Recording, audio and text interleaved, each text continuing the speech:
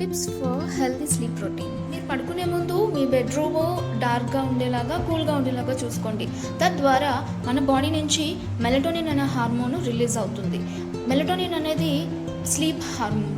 So అది release అవ్వడం వల్ల మనకి మంచిగా స్లీప్ అనేది పడుతుంది. సెకండ్ థింగ్ ఏంటి అంటే, the most important, me cell phones ఏవైతే ఉన్నాయో అవి మీరు పక్కన పెట్టేయాల్సిందే.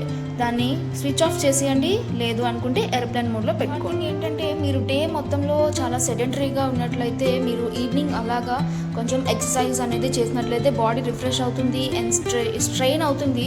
సో మీకు స్లీప్ అనేది బాగా పడుతుంది. The fourth is take time to wind of. మీరు కొంచెం మీ బాడీ పడుకునే ముందు రిలాక్స్ అయ్యేలా చూసుకోండి. కంప్యూటర్స్ స్క్రీన్స్ అన్నీ ఆఫ్ చేసేసండి. పడుకునే ముందు వార్మ్ బాత్స్ చేసుకుంటే చాలా బాగుంటుంది.